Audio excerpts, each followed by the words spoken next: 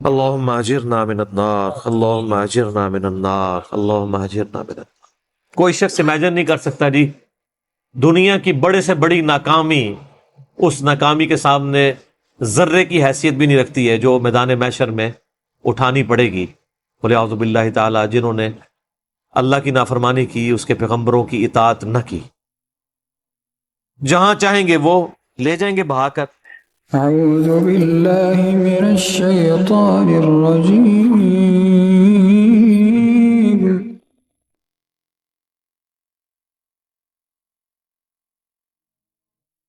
اللہ تعالیٰ ماتا ہے ہم نے ہدایت کا راستہ دکھا دیا، اب تمہاری مرضی ہے، چاہے شکر گزاری کی روش اختیار کرو خواہ ناشکری کی۔ انا اعتدنا للکافرین سلاسل واغلالا وسعیرا، لیکن یہ بات یاد رکھنا بے شک ہم نے ناشکرے لوگوں کے لیے تیار کر رکھی ہے زنجیریں، توق اور بھڑکتی ہوئی آگ۔ اللہ اکبر۔ یہ کفر کا ترجمہ انڈیا پاکستان بنگلہ دیش میں ایسا ہو گیا کہ اس کے بعد تو قرآن پاک کی انٹینسٹی ڈائلیوٹ ہو جاتی ہے۔ وہ کہتے ہیں کافروں کے بارے میں آیات ہے، وہ تو پورا قرآن ہی کافروں کے بارے میں نازل ہوا تھا، تو کافروں نے اسلام قبول کیا، اس کے بعد کوئی آیت ایسے نازل نہیں ہوئی کہ بھئی کافر چونکہ اب مسلمان ہو چکے ہیں، اب لہذا جو بعد میں پیدائشی مسلمان ہیں ان کے لیے قرآن کوئی نہیں ہے۔ اس کے اوپر میں نے بڑا ڈیٹیل لیکچر دیا، مسئلہ 154، کیا قرآن پاک کی آیات جو ہے وہ کافروں والی آیات مسلمانوں پہ لگیں گی یا مسلمانوں والی کافروں کے اوپر؟ اس میں نے ڈیٹیل سے اس ایشو کو ایڈریس کیا۔ خوارج والا ایک ایٹیچیوڈ تھا، وہ ایک الگ چیز ہے، لیکن قرآن حکیم کی آیات آفاقی ہیں۔ اور اس میں میں نے حالیہ ایک بہت بڑی پھکی دی ہے کہ یہ جو اکثر جو لوگ یہ راگ الاپ رہے ہوتے ہیں اور دوسروں کو گستاخ رسول کہہ رہے ہوتے ہیں اور پڑھ پڑھ کے قرآن سے وہ ایک ہی آیت پڑھتے ہیں سورہ قلم کی، بعد ذالک زنیم، کہ گستاخ رسول جو ہے وہ اس کی اصل میں خطا ہوتی ہے، آؤٹ آف ویڈ لاگ پیدا ہوا ہوتا ہے، حلالی نہیں ہوتا۔ تو پھر میں کہتا ہوں کہ یہ تو ولید ابن مغیرہ کے بارے میں نازل ہوئی تھی، تو یہ تو کافر والی آیت ہے، یہ آپ بریلوی علماء جو ہیں دیوبندی اہل حدیث اور شیعہ کے اوپر کیوں لگاتے ہیں؟ یہ تو آیات کافروں والی ہیں۔ بے شک۔ مسلمان کے بارے میں تو کہیں نہیں آیا کہ مسلمان کوئی گستاخ رسول ہو تو وہ یہ ہوگا، یہ تو کافر کے بارے میں تھی۔ تو کہیں گے نہیں نہیں، وہ ایٹیچیوڈ کی بات ہے، جو بھی وہ حرکت کرے گا اس پہ فٹ ہوگا۔ تو سر آپ بھی جو حرکتیں کر رہے ہیں وہ چاہے بتوں والی آیات ہیں چاہے وہ کافروں والی آیات ہیں، آپ پہ بھی فٹ ہوں گی۔ قرآن پاک کی آیات آفاقی ہیں، جسے فٹ اسے گفٹ، ٹھیک ہے۔ قل ان کنتم تحبون اللہ فاتبعونی، یہ آیات تو یہودیوں کو ٹانٹ کیا گیا تھا، وہ کہتے تھے ہم اللہ والے ہیں، تو فرمایا گیا کہ اگر اللہ سے محبت کرتے ہو پھر اس نبی کو بھی ماننا ہوگا۔ نبی علیہ السلام سے ان کو چڑ تھی، تو یہ آیت بھی یہودیوں کے بارے میں ہے، لیکن کیا میلاد کے جلسوں میں یہ آیت نہیں پڑھی جاتی ہے کہ رسول اللہ صلی اللہ علیہ وآلہ وسلم کی جو اتباع ہے اسی کے اندر اللہ کی محبت چھپی ہوئی ہے؟ تو یہ تو کافروں والی آیت ہے، یہ کیوں مسلمانوں پہ لگا رہے ہوتے ہیں، کیوں مسلمانوں کو سنا رہے ہوتے ہیں؟ وہ کہتے ہیں نہیں آفاقی ہیں، تو یہ آیات بھی آفاقی ہیں۔ کفر کا مطلب ہے ناشکری کی روش، انکار عمل سے بھی ہو سکتا ہے، عقیدے سے بھی۔ اور صحیح مسلم میں جو حدیث ہے کتاب الایمان چیپٹر میں کہ بندے کے کفر اور ایمان، بندے کے اسلام اور شرک کے درمیان جو فرق ہے وہ نماز ہے۔ نماز نہ پڑھنے والا عملاً تو کافر ہے، بے شک۔ عملاً کافر ہے۔ اور اس کو سپورٹیو وہ حدیث بھی ہے، یہ تو مسلم کی حدیث ہے، تو ترمذی میں ہے کہ جس نے جان بوجھ کے نماز چھوڑی اس نے کفر کیا۔ اور ترمذی میں جو شفیق تابعی کا قول ہے وہ کہتے ہیں کہ میں نے صحابہ کرام کی صحبت کی ہے، صحابہ کرام علیہم رضوان ترک نماز کے علاوہ کسی کے لیے کفر کا فتویٰ نہیں لگایا کرتے تھے، یعنی صحابہ کرام میں یہ چیز ایگریڈ اپان تھی کہ جو نماز نہیں پڑھتا وہ کافر ہے۔ بے شک۔ پاکستان کی شناختی کارڈ میں مسلمان رہے گا، اس کا جنازہ بھی پڑھ دیا جائے گا، ظاہر قانوناً اس کو ٹریٹ کیا جائے گا، باقی اللہ کے ہاں وہ عملاً کافر لکھا جائے گا۔ اللہ اکبر۔ وَأَقِيمُوا الصَّلَاةَ وَلَا تَكُونُوا مِنَ الْمُشْرِكِينَ، نماز قائم کرو اور مشرکوں میں سے نہ ہو۔ یہ ایٹیچیوڈ مشرکوں والا ہے۔ ان الابرار یشربون من کأس کان مزاجها کافورا، بے شک نیک لوگ پیئیں گے اس شراب میں سے ایسے جام جن میں آب کافور کی آمیزش ہوگی۔ اور کافور کیا ہے؟ عین یشرب بها عباد اللہ یفجرونها تفجیرا، وہ ایک چشمہ ہے جس سے اللہ کے وہ خاص بندے پیئیں گے اور جہاں چاہیں گے اسے بہا کر لے جائیں گے۔ سر کوئی نہر کھودنی نہیں پڑے گی، کوئی پمپ نہیں لگانا پڑے گا، جنت میں کوئی پائپ نہیں لگانا پڑے گا، جہاں جنتی اشارہ کریں گے وہاں اس کی نعمتیں اس کے ساتھ چلتی جائیں۔ سبحان اللہ۔ تو سر یہ اس پہ میں نے کئی دفعہ بولا ہے نا، یہ کن فیکون ہے نا، جو اس میں کسی درجے میں اللہ تعالیٰ جنت میں اپنی مخلوقات کو بھی شریک کر لے گا۔ خالق اور مخلوق کا فرق رہے گا، لیکن جنت میں اللہ تعالیٰ انسان کو وہ کوالٹیز دے گا جو انسان چاہتا ہے. انسان نے خدائی کا دعویٰ کیا ہوا ہے نا, دنیا میں تو خواہش نہیں پوری ہو سکتی, لیکن جنت کے اندر اللہ تعالیٰ نے وہ کوالٹیز دے دی ہیں. خدا کی سب سے بڑی کوالٹی کیا ہے؟ موت نہیں آتی, انسان کو بھی نہیں آئے گی. کن فیکون, وہ جو خواہش کرتا ہے وہ کر دیتا ہے. انسان بھی یہ کوالٹی حاصل کر لے گا. خالق اور مخلوق کا لمیٹڈ ان لمیٹڈ وہ فرق اپنی جگہ رہے گا. انسان ڈیپینڈنٹ تو الٹیمیٹلی خدا پہ ہی ہوگا, لیکن یہ کوالٹیز جو انسان دنیا میں چاہ رہا ہوتا ہے مجھے ملیں, جو امپاسبل ہیں وہ مل جائیں گی. بخاری میں آتا رہا کہ موت کو مینڈے کی شکل میں لا کے ذبح کر دیا جائے گا میدان محشر میں. جنتی جو ہے وہ پریشان ہونے ہوں گے جب وہ یعنی لایا جائے گا کہ پتہ نہیں کیا فیصلہ ہونے والا ہے. جب وہ قتل ہوں گے ان کے لیے خوشخبری ہو جائے گی کہ اب تمہیں موت نہیں آئے گی. اور دوستی جو ہے وہ خوشی کے لیے نکلیں گے کہ شاید ہمارا کوئی فیصلہ ہونے لگا ہے, ان کے لیے وہ بری خبر ہوگی کہ اب تمہیں بھی موت نہیں آئے گی. وَلِعَوْذُ بِاللَّهِ تعالی. اللہم اجرنا من النار, اللہم اجرنا من النار, اللہم اجرنا من النار. آمین. کوئی شخص امیجن نہیں کر سکتا جی دنیا کی بڑے سے بڑی ناکامی اس ناکامی کے سامنے ذرے کی حیثیت بھی نہیں رکھتی ہے جو میدان محشر میں اٹھانی پڑے گی. وَلِعَوْذُ بِاللَّهِ تعالی, جنہوں نے اللہ کی نافرمانی کی, اس کے پیغمبروں کی اطاعت نہ کی, بے شک جہاں چاہیں گے وہ لے جائیں گے بہا کر. یوفون بالنذر, یہ وہ لوگ تھے جو پوری کرتے تھے اپنی منتیں. وَيَخَافُونَ يَوْمًا كَانَ شَرُّهُ مُسْتَطِيرًا, اور ڈرتے تھے اس دن سے جس کا شر ہر سو پھیلا ہوگا, یعنی قیامت کا دن. منت ایک تو منت اس اعتبار سے بھی ہے کہ جو ہم نے اللہ سے عہد کیا ہے, الستو بربکم قالوا بلا, وہ تو بڑی منت ہم نے مانی ہوئی ہے نا, اللہ کے ساتھ ایک وعدہ کیا ہوا ہے. اور ایک دنیا میں بھی جو خدا کے لیے منت کوئی عہد کرتے ہیں وہ پورا کرتے ہیں, اور ایک منت وہ بھی ہے جو انسان مانتا ہے, لیکن اس کے بارے میں بخاری مسلم میں آ گیا واضح کہ منت کبھی مصیبت کو نہیں ٹالتی بلکہ کنجوس کا مال ہی نکل جاتا ہے. اس کی وجہ سے صدقے سے مصیبت ضرور ٹلتی ہے منت, لیکن جب آپ مانیں گے ونس, اس کے بعد آپ نے اس منت کو پورا کرنا ہوگا, اور اگر آپ پورا نہیں کریں گے تو پھر آپ کو اس کا کفارہ ادا کرنا پڑے گا. اور منت کا کفارہ بخاری مسلم میں آتا ہے وہی ہے جو قرآن حکیم میں سورہ المائدہ کی آیت نمبر 89 میں قسم توڑنے کا کفارہ آیا ہے.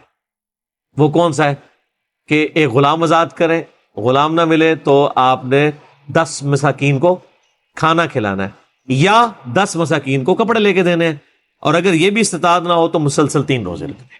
منت توڑنے کا بھی کفارہ یہی ہے اور قسم توڑنے کا بھی. لیکن ایسی منت جو خلاف شرع ہو, مثلا میرا بیٹا ہوا تو اس کی اتنی لمبی چوٹیاں رکھ کے فلاں دربار پہ جا کے کاٹوں گا, تو ایسی منت کو آپ توڑنا واجب ہے, اور اس منت کو توڑنے پہ آپ کو کفارہ بھی نہیں کرنا ہوگا کیونکہ یہ منت ہی جعلی تھی. بے شک. اللہ اکبر.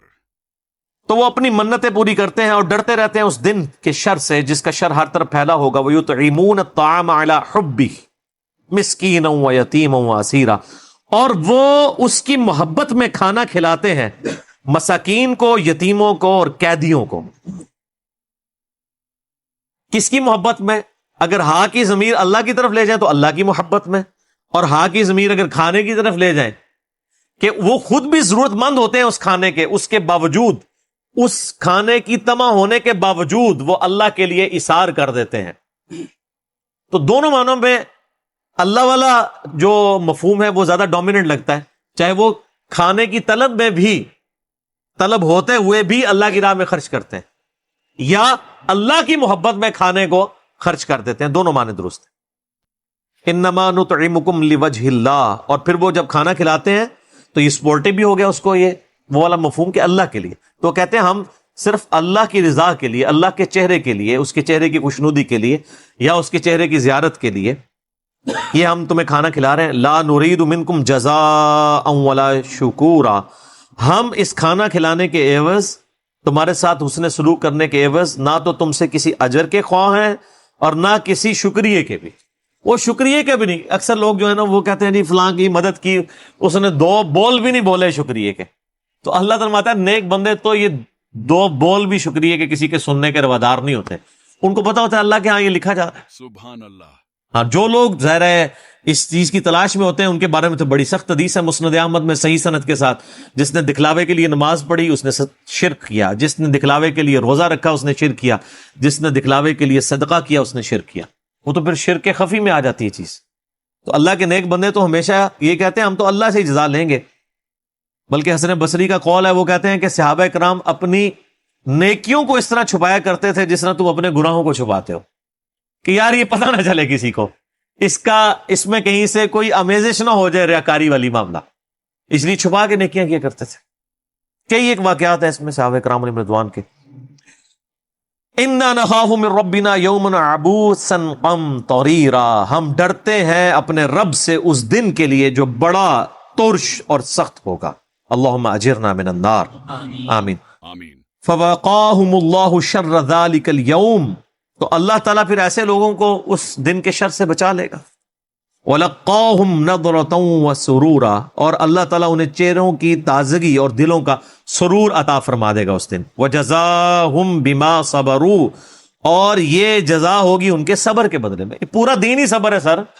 ادھر ہم جو بیٹھے ہوئے ہیں لوگ صبر کے ساتھ ہی بیٹھے ہوئے ہیں نا، کتنے اپنے کام چھوڑ کے آئے ہوئے ہیں.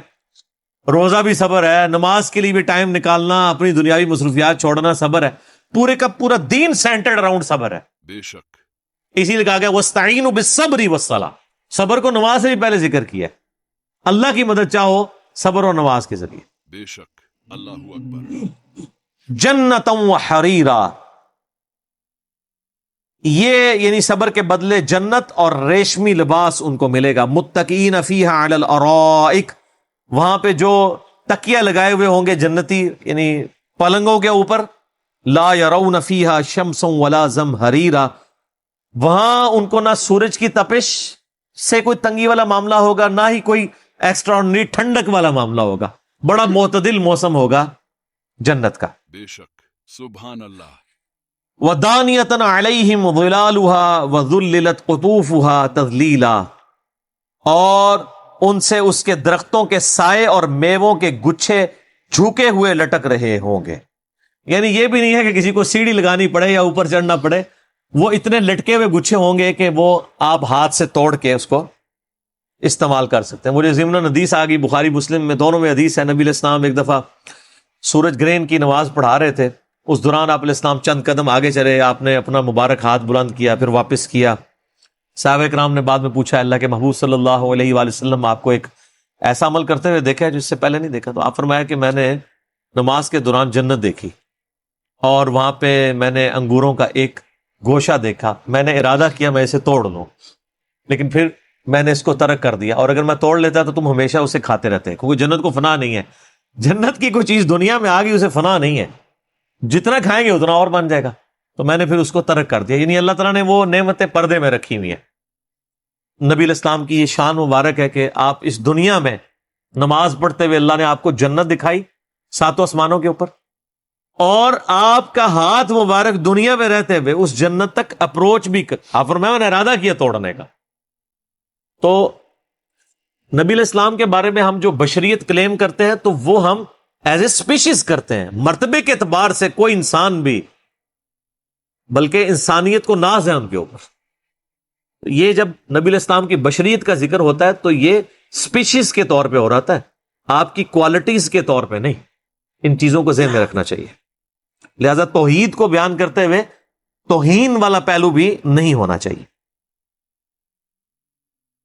وَيُطَافُ عَلَيْهِمْ بِآنِيَةٍ مِّن فِضَّةٍ وَأَكْوَابٍ كَانَتْ قَوَارِيرًا، اور گردش میں ہوں گے ان کے سامنے چاندی کے برتن اور شیشے کے چمکدار گلاس. قواریر من فضہ، اور شیشے بھی وہ جو چاندی کی قسم کے ہوں گے. قدروہا تقدیرا، اور وہ جو وہاں پہ ان کو سرو کر رہے ہوں گے انہوں نے اسے پورے اندازے سے بھرا ہوگا. وَيُسْقَوْنَ فِيهَا كَأْسًا كَانَ مِزَاجُهَا زَنْجَبِيلًا، اور انہیں وہاں پہ پلائی جائے گی ایسی شراب یا ایسی جام جس میں زنجبیل کی آمیزش ہوگی. اور زنجبیل کیا ہے؟ عَيْنًا فِيهَا تُسَمَّى سَلْسَبِيلًا، جنت میں ایک چشمہ ہے جس کو سلسبیل کہا جاتا ہے. وَيَطُوفُ عَلَيْهِمْ وِلْدَانٌ مُخَلَّدُونَ، اور ہر وقت ان کی خدمت میں معمور رہیں گے وہاں پہ نوجوان لڑکے. اِذَا رَأَيْتَهُمْ حَسِبْتَهُمْ لُؤْلُؤًا مَنْثُورًا، جب تم انہیں دیکھو گے تو یوں سمجھو گے گویا یہ موتی ہیں بکھرے ہوئے. موتیوں کی شکل میں وہ نوجوان لڑکے، جس طرح یہاں پہ بھی آپ دیکھیں ہوٹلز کے اندر وہ ٹیبل بوائز ہوتے ہیں، تو اللہ تعالیٰ جنت میں بھی سرو کرنے کے لیے وہ لڑکے ہوں گے جو بوڑھے بھی نہیں ہوں گے. یعنی کبھی بندے کے دماغ میں آ سکتا ہے بوڑھا ہو جائے تو وہ شاید سرو کرنے میں تھوڑا دیر لگا دے یا غصہ ہی نہ کھا جائے. بوڑھے ان میں بھی خطرہ ہوتا ہے نا غصہ نہ کھا جائے. نوجوان تو فوراً رسپانس کرتے ہیں. آپ کہیں بھی دیکھ لیں جو چھوٹے بچے یا چھوٹی عمر کے لوگ ہیں وہ رسپانس ان کا بڑا اچھا ہوتا ہے. اور بہت چھوٹے ہوں تو آپ دیکھیں یہ چھوٹے بچے وہ کام بڑے شوق سے کرتے ہیں جو بڑوں کی منتیں مار کے کروانا پڑتا ہے. اور انرجی بڑی ہوتی ہے بچوں کے اندر. آپ بچوں کو 10 دفعہ ایک کام کہیں نا کہ جی اوپر سے نیچے جاؤ نیچے سے اوپر جاؤ یہ کرو یہ وہ کر دیں گے. بڑے تو 1 یا 2 دفعہ ہی سنیں گے. تو جنت میں بھی وہ لڑکے اللہ تعالیٰ نے رکھے ہوئے ہیں سرو کرنے کے لیے. جس طرح دنیا میں بوائز ٹیبل بوائز ہوتے ہیں اور وہ اللہ تعالیٰ ماتا ہے وہ کبھی بھی بوڑھے نہیں ہوں گے, ایک ہی حالت پہ رہیں گے جیسا کہ وہ موتیوں کی طرح ہے. وَإِذَا رَأَيْتَ ثَمَّ رَأَيْتَ نَعِيمًا وَمُلْكًا كَبِيرًا, اور جدھر بھی تم دیکھو گے تمہیں نعمتیں ہی نعمتیں نظر آئیں گی, اللہ تعالیٰ کی وسیع مملکت نظر آئے گی. عَالِيَهُمْ ثِيَابُ السُّنْدُسِ خُضْرٌ وَإِسْتَبْرَقٌ, ان جنتیوں کے اوپر باریک سبز لباس بھی ہوگا اور اطلس کا بھی ہوگا یعنی گاڑھے والا. اور ظاہر ہے کہ کرتا جو ہے وہ باریک ریشم کا ہوگا جس میں سے جسم نظر بھی آ جائے, مرد کے لیے تو کوئی مسئلہ نہیں. اور نیچے کرتے کے نیچے تہمد یا پجامہ وہ موٹے ریشم کا ہوگا اور سبز کلر کا. تو اس سے یہ بات بھی پتہ چلی کہ سبز کلر اللہ تعالیٰ کا پسندیدہ ہے اور جنتیوں کے لباس بھی سبز ہے. اسی لیے میرا ایک کلپ بھی ریکارڈڈ ہے کہ سبز پگڑی بھی کوئی باندھ دیتا ہے نا, رنگ کے اوپر ہمیں کوئی اعتراض نہیں ہے. پریفریبل تو یہی ہے کہ بلیک اور سفید کو استعمال کرے, لیکن صحابہ کرام سے زرد رنگ کی پگڑی بھی ثابت ہے سیدنا عبداللہ بن عمر سے, صحیح بخاری میں بھی ابو داؤد میں ڈیٹیل کے ساتھ آتی ہے.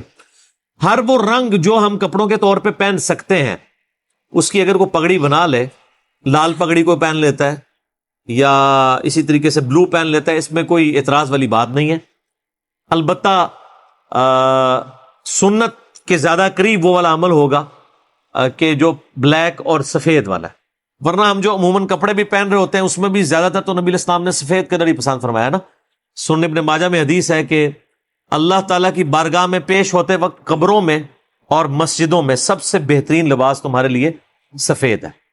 تو قبروں میں تو سارے سفید لباس کے ساتھ ہی جا رہے ہوتے ہیں, لیکن عموماً سفید لباس کا لوگ کم اہتمام کرتے ہیں. اس کے پیچھے ریزن یہ بھی ہوتی ہے کہ ظاہر ہے کہ اب جتنی آج کل کے زمانے میں پولوشن ہو چکی ہوئی ہے تو سفید کپڑا تو ایک سے دوسرے دن نہیں نکالتا, مشکل ہو جاتا ہے. البتہ اگر کوئی سفید پہنتا ہے تو بہت افضل ہے. اس کے علاوہ بھی نبی علیہ السلام سے تو صحیح مسلم کے اندر سرخ رنگ کا پورا لباس پہننا بھی ثابت ہے. ایک ترمذی میں ضعیف روایت ہے کہ ایک بندے نے سرخ لباس پہنا تھا, نبی علیہ السلام نے اس کے سلام کا جواب نہیں دیا, وہ کمزور روایت ہے. صحیح مسلم میں موجود ہے. اس طریقے سے صحیح مسلم میں ہے کہ سیدہ اسماء بنت ابی بکر نے نبی علیہ السلام کی وفات کے بعد ایک تیالسی کالا جبہ, کسروانی تیالسی پرشین امپائر کا جبہ نکالا اور کہا کہ یہ نبی علیہ السلام پہنا کرتے تھے, جس پہ گوٹ بھی لگی ہوئی تھی دامن پہ بھی, اور ہم اس کا دھون مریضوں کو شفا کے لیے پلاتے ہیں. تو کالے کلر کے کپڑے بھی آپ پہن سکتے ہیں, کلر کے اوپر کوئی ممانعت نہیں ہے. لیکن یہاں پہ جنتیوں کا لباس سبز, یہ میں اس لیے کہہ رہا ہوں کہ وہ ہمارے ہاں ایک یعنی بریلوی مکتب فکر کی دعوت و تبلیغ کے حوالے سے جماعت ہے دعوت اسلامی, ان کی سبز پگڑی کے اوپر اکثر لوگ یعنی اعتراض کرتے تھے. تو میں شروع سے اس کو ڈیفینڈ کرتا تھا کہ بھائی اس کے اوپر آپ اعتراض نہ کریں. اور اعتراض وہ لوگ کر رہے ہوتے ہیں جو خود ننگے سر رہتے ہیں, ٹوپی بھی بڑی مشکل سے پہنتے ہیں, وہ کہتے ہیں یہ سبز پگڑی ثابت نہیں ہے. تو پھر میں اسے کہتا ہوں یہ لال رومال کہاں سے ثابت ہے؟ مولانا فضل الرحمان صاحب کو تو کسی نے نہیں کہا کہ یہ جو آپ نے ایک ٹپیکل رومال پہنا ہوا ہے زرد اور بیچ میں وہ ڈبیاں, یہ کہاں سے ثابت ہے؟ کوئی بھی نہیں کہے گا. تو آپ علمی اعتراض کسی کے اوپر کریں, سبز رنگ سے نفرت نہ کریں. اللہ کا پسندیدہ رنگ ہے, جنتیوں کا لباس سبز ہے. اس میں نے یہ آیت کوٹ کی تھی, آیت نمبر 22 سورہ دہر کی. اور دنیا میں بھی دیکھ لیں اللہ تعالیٰ نے سبز رنگ کو کیا فضیلت دی ہے, کسی اور رنگ کو یہ فضیلت نہیں ملی. بے شک انسان کا دل خوش ہوتا ہے سبز رنگ کو دیکھ کے, ہریالی کو دیکھ کے, درختوں کو دیکھ کے. یہ اللہ تعالیٰ نے اپنی جہاں پہ بھی قدرتیں قرآن میں گنوائی ہیں کہ اللہ تعالیٰ جو ہے وہ بے قدر بیج کو اس میں سے فصل اگاتا ہے اور پھر کسان کو کتنی بھلی معلوم ہوتی ہے. کیوں بھلی معلوم ہوتی ہے؟ اللہ نے سبز رنگ میں اٹریکشن رکھی ہے اور پوری انسانیت نے اجماع کر لیا ہے اس کے اوپر. کس طرح؟ ٹریفک قوانین میں کہ سبز رنگ ہوگا تو آپ نے چلنا ہے, نو ڈینجر. انسانیت کا اجماع ہو گیا سر. بریلوی دیوبندی اہل حدیث شیعہ کے اجماع کی ضرورت نہیں، پوری انسانیت نے اجماع کر لیا کہ ریڈ کلر جو ہے وہ خطرے کی نشانی ہے، لال رومال والوں کو ہم کچھ نہیں کہتے. تو لیکن ان سے ہم ریکویسٹ کریں گے کہ اب آپ سبز رنگ کو بھی مان لیں، سبز رنگ سے نفرت نہ کریں. اور اسی وجہ سے گنبد خضرا کا رنگ بھی سبز کیا گیا. ویسے تو یہ نبی علیہ السلام کی وفات کے 650 سال بعد رکھا گیا، ہم تو اسے کنڈیم کرتے ہیں، میرا تو کلپ ہے. لیکن میں اب ٹیکنیکل پوائنٹ بتا رہا ہوں کہ شروع میں جب یہ گنبد رکھا گیا تھا اس وقت اس پہ وائٹ کلر تھا. یہ تقریباً 250 سال پہلے سلطنت عثمانیہ نے اس کو گرین کلر کیا تھا.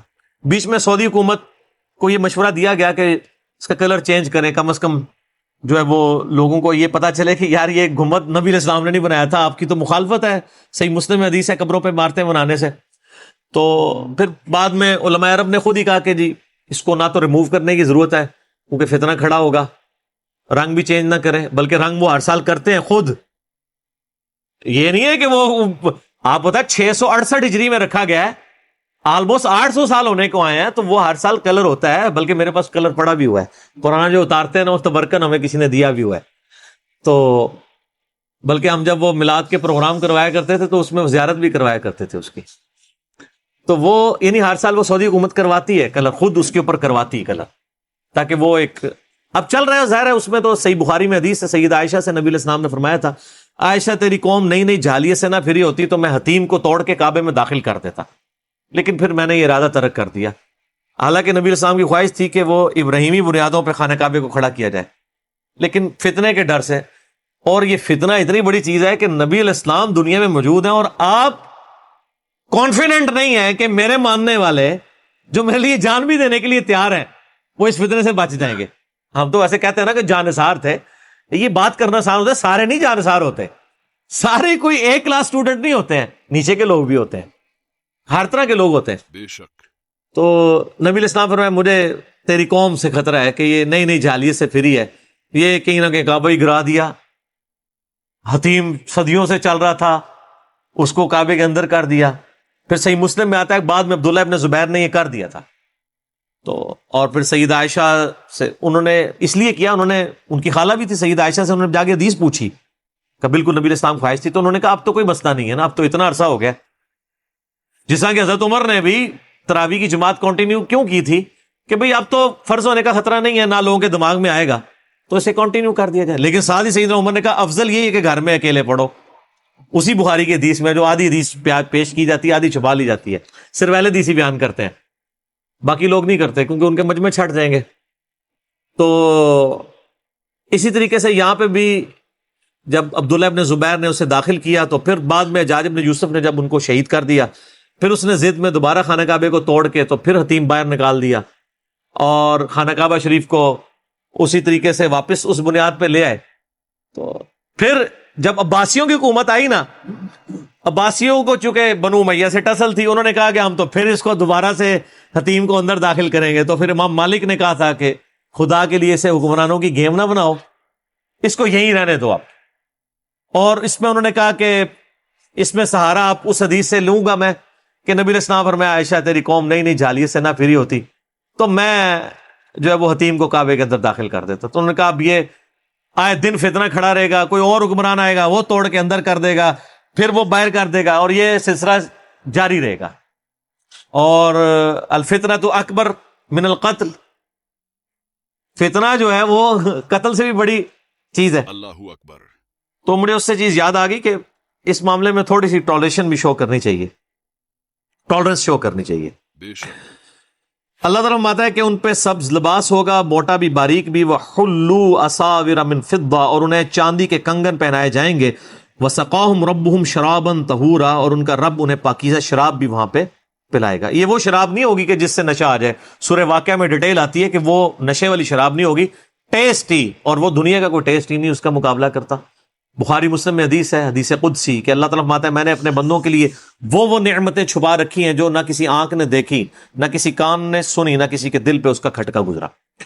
اور سورہ سجدہ کی بھی آیت آپ علیہ السلام نے تلاوت کی کہ میں نے اپنے بندوں کے لیے ان کی آنکھوں کی ٹھنڈک کئی نعمتیں چھپا کے رکھی ہیں. تو اللہ تعالیٰ فرماتا ہے کہ وہاں پہ انہیں چاندی کے کنگن بنائے جائیں گے اور شراب پلائی جائے گی. لیکن دنیا میں یہ حرام ہے مرد کے لیے. تو دنیا میں یہ روزہ ہے. ہمارا ایک یوٹیوب پہ کلپ بھی ہے دنیا کا حرام جنت میں انعام. جو جو چیزیں دنیا میں حرام ہے نا وہی جنت میں انعام بننے والی. دنیا میں سونا حرام، جنت میں انعام. دنیا میں ریشم حرام، جنت میں انعام. سبحان اللہ. دنیا میں 4 سے زیادہ بیویاں رکھنا حرام، اور جنت میں اتار جمیل صاحب سے پوچھ لیں. اچھا جی، میری کمپیٹنسی نہیں میں اس طرح بیان کر سکوں، اس لیے آپ دیکھیں مجھے حدیثیں تو بخاری مسلم کی حوروں والی بڑی یاد ہے، لیکن میری اہلیت ہی نہیں کہ میں ان کو بیان کر سکوں. وہ آپ پڑھ لیں یا اتار جمیل صاحب کو سن لیں. ان ھذا کان لکم جزاء وکان سعیکم مشکورا. انہیں کہا جائے گا یہ تمہارا صلہ ہے اور مبارک ہو تمہاری کوششیں مقبول ہوئی ہیں. یہ اللہ تعالیٰ کتنا قدردان ہے. انسان کہتا ہے کہ اللہ کی مہربانی ہے، اور اللہ کہتا ہے کہ تمہارے اعمال کی جزا ہے، قدر فرمانے والا ہے. بے شک. اللہ اکبر. حالانکہ سب کچھ یہ کمپیٹنسی حق اور باطل میں تمیز کرنے کی صلاحیت بھی اس نے دی تھی، لیکن اللہ تعالیٰ قدر فرمانے، اتنا قدر فرمانے والا ہے کہ دولت دیتا ہے اور کہتا ہے مجھے قرض دے دو، بیچ میں سے میں لوٹاؤں گا. دیا ہوا اس کا مال ہے، اور کیا کہتا ہے اللہ میں مقروض ہوں تمہارا، 700 گنا کر کے لوٹاؤں گا. سبحان اللہ. یہ اللہ تعالیٰ قدر فرمانے والا ہے. اِنَّا نَحْنُ نَزَّلْنَا عَلَيْكَ الْقُرْآنَ تَنزِيلًا. ہم نے ہی اے نبی علیہ السلام آپ پر تھوڑا تھوڑا کر کے قرآن یہ کلام نازل کیا. فَاصْبِرْ لِحُكْمِ رَبِّكَ. پس آپ اپنے رب کے حکم کا انتظار کیجئے صبر کے ساتھ. وَلَا تُطِعْ مِنْهُمْ آثِمًا أَوْ كَفُورًا. اور مت پیروی کیجئے ان میں سے جو مخالفین آپ کے بدکار اور احسان فراموش. وَاذْكُرِ اسْمَ رَبِّكَ بُكْرَةً وَأَصِيلًا. اور اپنے رب کا ذکر کیا کریں صبح و شام. ظاہر ہے کہ آپ نے اگر کافروں کی سازشوں کے خلاف اپنے آپ کو ثابت قدم رکھنا ہے نا تو خدا کے ساتھ آپ کا رشتہ ہونا چاہیے. وَاذْكُرِ اسْمَ رَبِّكَ وَتَبَتَّلْ إِلَيْهِ تَبْتِيلًا. اپنے رب کا ذکر کریں اور سب سے ٹوٹ کے اس کے ہو جائیں. بے شک. اللہ تعالیٰ کا ذکر ہی انسان کو استقامت دیتا ہے. اس کے بغیر انسان استقامت نہیں اختیار کر سکتا. اگر نبی علیہ السلام کو استقامت پہ رکھنے کے لیے ذکر کی ضرورت ہے تو ہمیں بدرجہ اولا ضرورت ہے. اقم الصلاۃ لذکری. اعلیٰ ترین پھر ذکر ہے نماز. میری یاد کے لیے نماز کو قائم رکھنا ہے. وَمِنَ اللَّيْلِ. اور رات کے حصے میں بھی فَاسْجُدْ لَهُ وَسَبِّحْهُ لَيْلًا طَوِيلًا. اور رات کے وقت، رات کی تنہائیوں میں بھی اس کو سجدہ کریں اور رات کافی وقت اس کی تسبیح کیا کریں. یہ نبی علیہ السلام پہ تو آپ کو پتا پھر فرض تھی نا. تہجد کی نماز خاص آپ کے لیے فرض ہے، امت کے لیے یہ نفلی ہے، اور رمضان کے اندر سنت موقدہ بنا دی گئی ہے. بخاری مسلم میں حدیث ہے جس نے رمضان کی راتوں کا قیام کیا اللہ تعالیٰ اس کے اگلے سارے جو گناہ ہو چکے ہیں وہ معاف فرما دے گا. لیکن نبی علیہ السلام کے اوپر 6 نمازیں فرض تھی. 5 تو وہ والی جو ہم بھی پڑھتے ہیں، اور 6 تہجد کی نماز قیام اللیل یہ آپ علیہ السلام پہ فرض تھی. ایسی فرض تھی کہ آپ علیہ السلام، بخاری میں آتا ہے، سفر کے دوران بھی باقی سنتیں آپ چھوڑ دیتے تھے لیکن رات کی نماز پڑھا کرتے تھے، وتر بھی پڑھا کرتے تھے. کوئی رات کی نماز آپ کے اوپر فرض تھی. سیدنا علی کا بھی قول ہے المصنف ابن ابی شیبہ میں کہ وتر کی نماز سنت ہے، سنت ہے، سنت ہے، یعنی فرض نہیں، لیکن اسے مت چھوڑو، تاکیدی سنت ہے. بے شک. تو رات کی نماز میں آپ اپنے رب کو یاد کریں، اس کی تسبیح کریں، سجدہ ریز ہوں اس کے سامنے. ان ہؤلاء یحبون العاجلہ. بے شک یہ لوگ دنیا سے محبت کرتے ہیں. وَيَذَرُونَ وَرَاءَهُمْ يَوْمًا ثَقِيلًا. اور پس پش ڈال دیا ہے انہوں نے اس بھاری دن کو.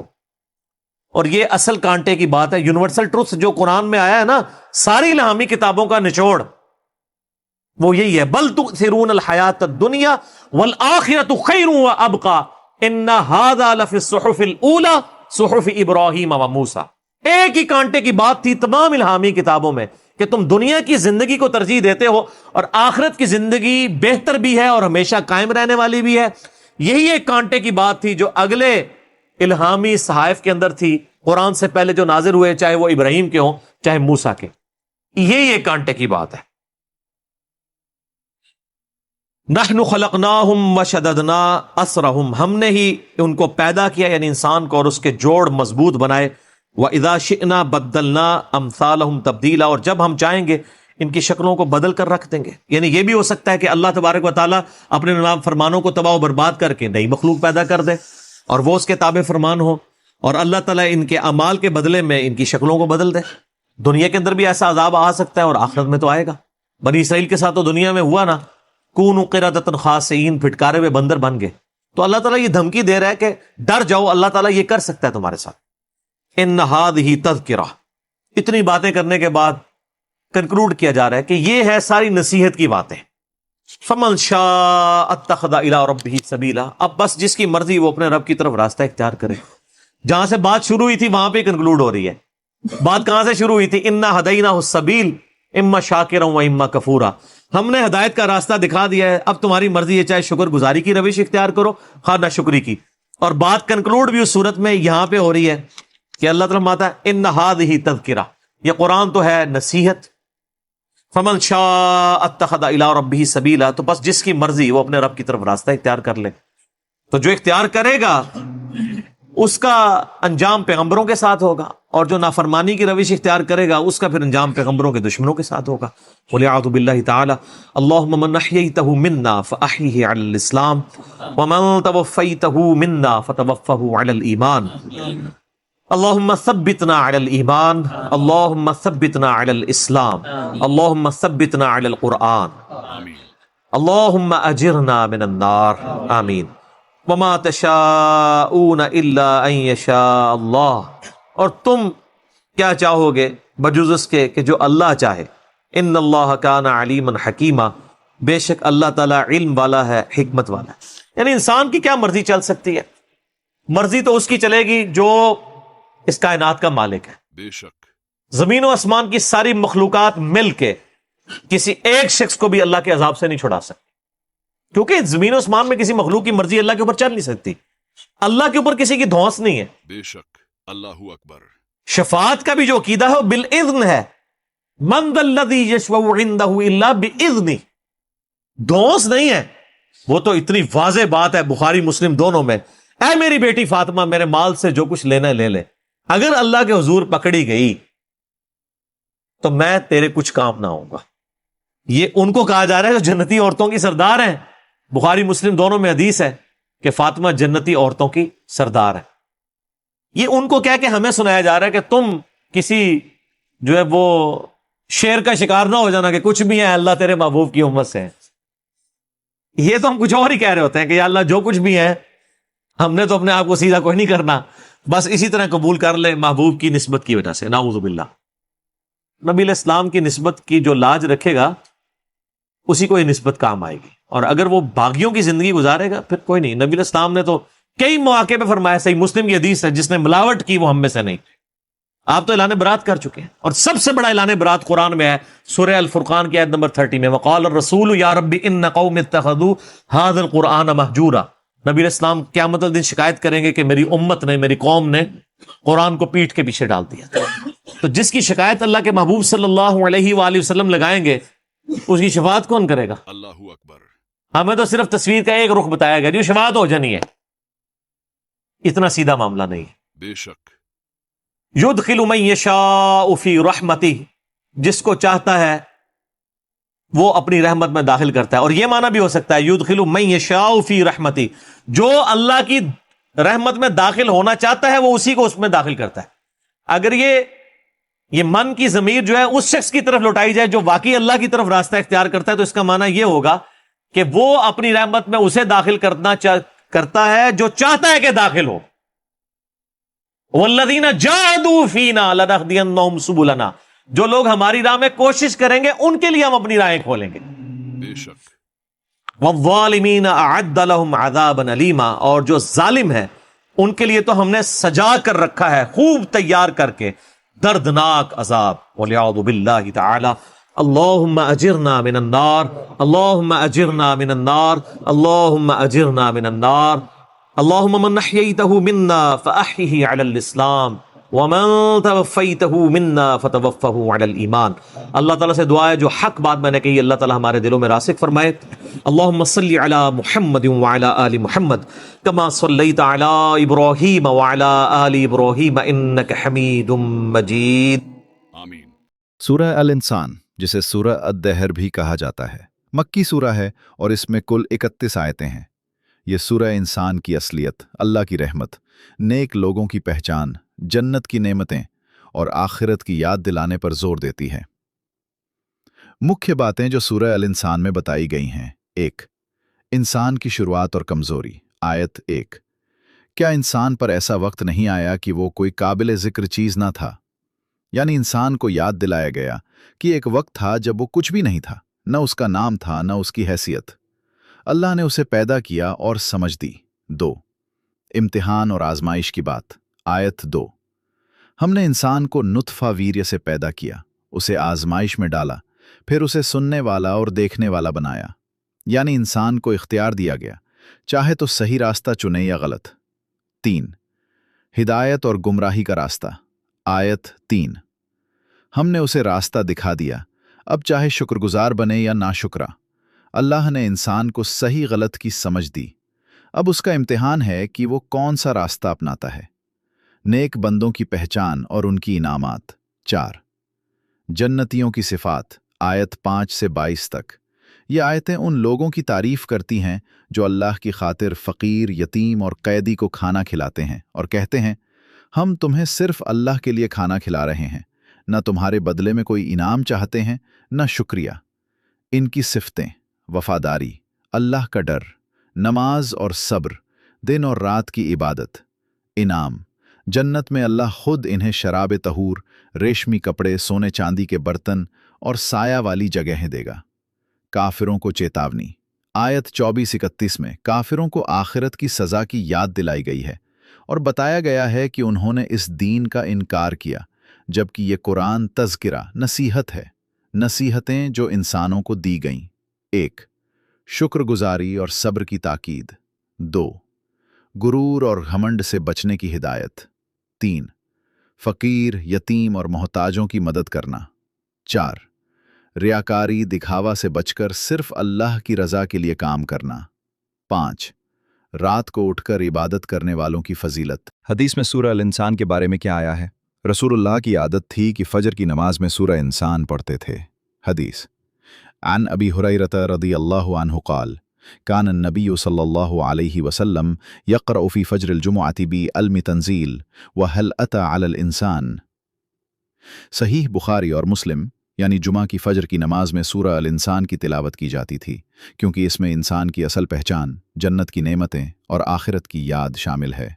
अहले बैत और सूरह अल इंसान। कई तफसीर जैसे इब्न कसीर में आया है कि हज़रत अली और बीबी फातिमा ने एक मन्नत मानी थी कि उनका बच्चा ठीक हो जाए तो वे 3 दिन रोज़ा रखेंगे। हर रोज़ा इफ्तार के वक्त कोई यतीम, फ़कीर या कैदी आ जाता और वो अपना सारा खाना उन्हें दे देते। इस पर यह सूरह नाजिल हुई।